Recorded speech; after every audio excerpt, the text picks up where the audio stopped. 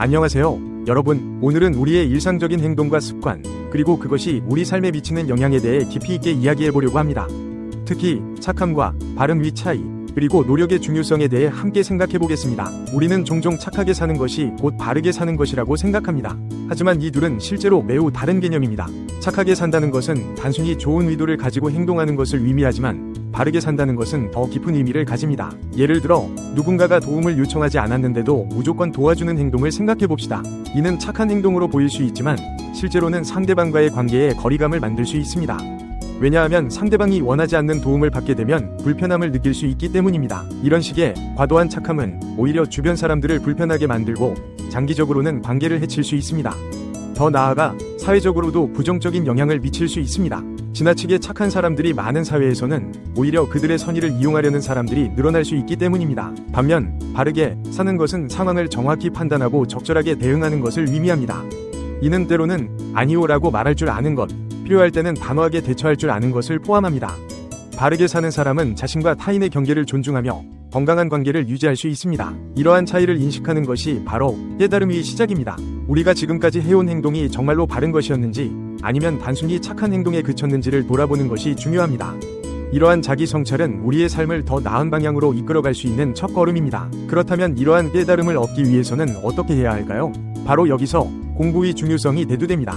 여기서 말하는 공부는 단순히 책을 읽거나 강의를 듣는 것만을 의미하지 않습니다. 우리의 일상 속에서 자신의 행동을 관찰하고 그 결과를 분석하며 더 나은 방법을 찾아가는 과정 모두가 공부에 포함됩니다. 특히 중요한 것은 우리가 겪는 어려움의 원인을 찾는 것입니다. 만약 우리 삶에 어려움이 있다면 그것은 우리가 뭔가를 잘못하고 있다는 신호일 수 있습니다. 이때 우리는 그 원인을 찾아 바로잡으려는 노력을 해야 합니다. 이것이 바로 진정한 의미의 정법, 즉 바른 법을 찾아 실천하는 것입니다. 이러한 과정은 쉽지 않습니다. 오랫동안 형성된 습관과 사고방식을 바꾸는 것은 많은 노력과 인내를 요구합니다. 그러나 이 과정을 통해 우리는 진정한 성장을 경험할 수 있습니다. 예를 들어 우리 몸의 건강 상태를 생각해 봅시다. 자연의 법칙에 따르면 우리 몸은 70%의 좋은 기운과 30%의 탁한 기운으로 구성되어 있다고 합니다. 이 비율이 유지될 때 우리는 건강한 상태를 유지할 수 있습니다. 그러나 우리가 잘못된 생활 습관이나 사고방식을 가지고 있다면 이 비율이 역전될 수 있습니다. 그 결과로 우리는 질병에 시달리게 될 수 있습니다. 따라서 우리의 목표는 이 자연의 법칙을 이해하고 우리의 삶을 그에 맞게 조정하는 것입니다. 이를 위해서는 지속적인 노력과 실천이 필요합니다. 이러한 노력은 단순히 개인적인 차원에 머무르지 않습니다. 우리 각자가 바르게 살아갈 때 우리 사회 전체가 더 건강하고 조화로운 방향으로 나아갈 수 있습니다. 그러나 여기서 주의해야 할 점이 있습니다. 우리가 변화하려고 노력할 때 때로는 그 과정이 너무 힘들어 포기하고 싶어질 수 있습니다. 특히 오랫동안 지속된 습관을 바꾸려고 할 때 이런 느낌이 더 강하게 듭니다. 하지만 이때 중요한 것은 완벽함을 추구하기보다는 지속적인 노력 자체에 의미를 두는 것입니다. 예를 들어 화를 잘 내는 습관을 고치려고 노력하는 사람을 생각해 봅시다.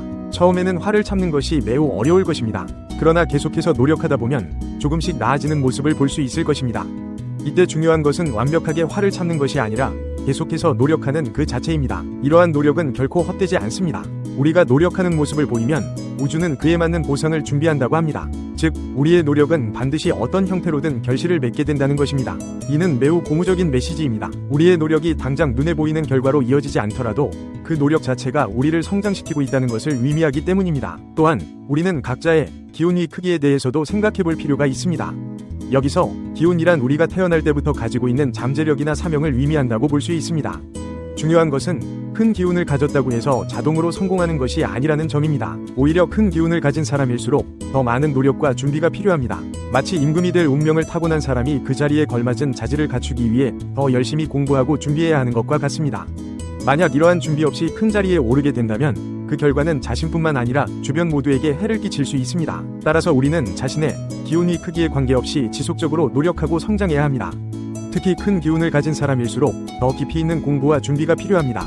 이는 단순히 개인의 성공을 위해서가 아니라 그 기운을 올바르게 사용하여 세상에 긍정적인 영향을 미치기 위함입니다. 또한 우리는 자신의 수준에 맞는 환경에서 성장해야 합니다. 큰 기운을 가진 사람이 작은 기운을 가진 사람들과만 어울린다면 진정한 성장을 이루기 어려울 수 있습니다. 이는 자신을 과대평가하게 만들거나 혹은 자신의 잠재력을 충분히 발휘하지 못하게 할 수 있기 때문입니다. 따라서 우리는 항상 자신을 성장시킬 수 있는 환경을 찾아야 합니다. 이는 때로 불편하고 도전적일 수 있지만 이러한 과정을 통해 우리는 진정한 성장을 이룰 수 있습니다. 자신보다 더 큰 기운을 가진 사람들과 교류하면서 우리는 새로운 시각을 얻고 자신의 한계를 넘어설 수 있는 기회를 갖게 됩니다. 이 모든 과정에서 가장 중요한 것은 바른 마음을 유지하는 것입니다.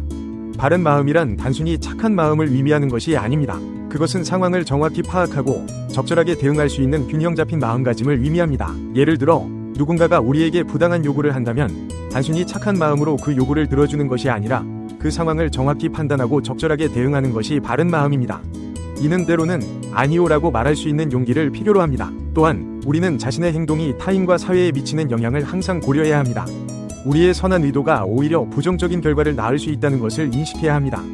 예를 들어 지나치게 관대한 태도가 오히려 타인의 위존성을 키우거나 부정직한 행동을 조장할 수 있다는 것을 알아야 합니다. 이러한 깨달음과 실천의 과정은 결코 쉽지 않습니다. 때로는 우리가 옳다고 믿었던 것들을 버려야 할 수도 있고 불편한 진실과 마주해야 할 수도 있습니다. 하지만 이러한 과정을 통해 우리는 진정한 성장을 이룰 수 있습니다. 우리의 삶은 끊임없는 학습과 성장의 과정입니다. 우리가 겪는 모든 경험, 심지어 실패와 좌절까지도 우리를 성장시키는 기회가 될 수 있습니다.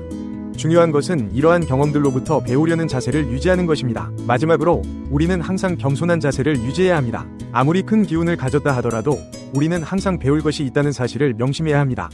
겸손한 자세로 세상을 대할 때 우리는 더 많은 것을 배우고 성장할 수 있습니다. 결론적으로 바르게 사는 것은 단순히 착하게 사는 것과는 다릅니다.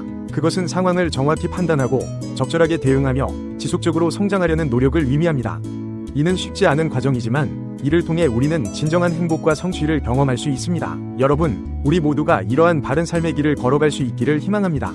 그리고 이 과정에서 서로를 이해하고 격려하며 함께 성장해 나가길 바랍니다. 감사합니다.